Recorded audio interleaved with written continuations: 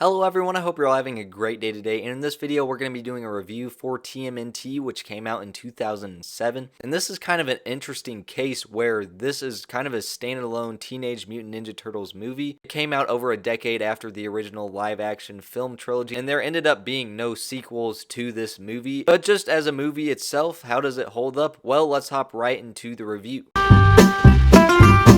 So first of all, the animation in this movie, you can definitely tell it's from 2007. It's pretty dated. Now luckily for the film, when I look back at this sort of time period, it gives me like Doritos Crash Course vibes and that kind of stuff, so it gives me a sense of nostalgia. So I'm not actually going to criticize it for its animation being very dated, because I kind of like the vibe. But unfortunately for the movie, that's not all it takes to be a good movie. And I will say, while the design for the Ninja Turtles themselves is very good and much better than like the 2012 design in my opinion, I do not like the designs of the humans in this movie. They just look really weird for some reason. Like just the shapes of their body is kind of weird, and I know cartoons do that a lot, but I'm just not a huge fan of the style they went with. And I'm also not a fan of Splinter's design in this movie. I think he looks like a Disney animal, so I think they totally failed Splinter's design in this movie. He could have looked cool and intimidating, but instead he looks like this.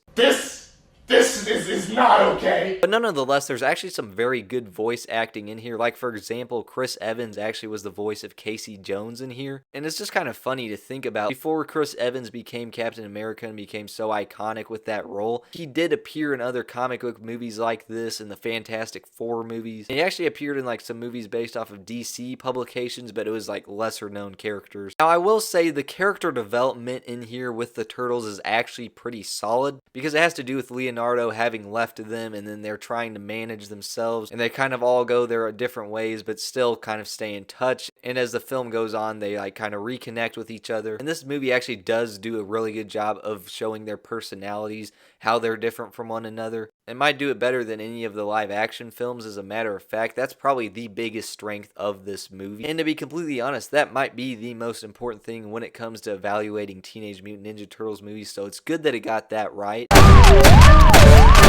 There's just some very good action throughout this movie, obviously given the nature of the fact that it is a Ninja Turtles movies and they have cool weapons. And it's in New York City, so it's always pretty unpredictable. And I just like how they visualize a lot of this stuff, especially the fight between Raph and Leo. That's like the best part of this movie. And of course you have everyone finding out that Raph was this vigilante this whole time, which just fits very well into Raph's character. But again, I just really like how they visualize the fight, especially with it being in the rain. And that's something we have not gotten in any of the other Ninja Turtles movies. But still though, I'm just not the biggest fan of this movie in general, because the story they went with was so weird. It has to do with like these ancient monsters, and there's just a lot of shenanigans that go on with that. But just like at its core, the Ninja Turtles franchise like in no way would have anything to do with this kind of plot of these ancient monsters coming back to life and having to be recaptured. Like that in no way feels like a Ninja Turtles movie. And of course you have the one evil guy that looks like Clark Kent without glasses, and it was just so predictable that he was actually like the immortal guy from the ancient times. Although it was cool that Patrick Stewart actually voiced him, so that just really goes to show how good of a voice cast this was. But even that wasn't enough to save this movie. But it's not only the weirdness of these monsters and that kind of stuff, it's also the fact that this feels like a sequel to another Ninja Turtles movie, or actually really more like the third movie in a trilogy, because it is in this universe where there's already been some history with the Turtles, and Leonardo leaving them was a huge like plot point. But I feel like you would have felt it more if that was set up in a previous movie, but there was no previous movie. And I'm not saying this needed to be like an origin story, but this was just a weird direction to go. Still though, I know a lot of people do really love this movie, and I respect that if you like it. I just think the story in no way feels like a Ninja Turtles movie.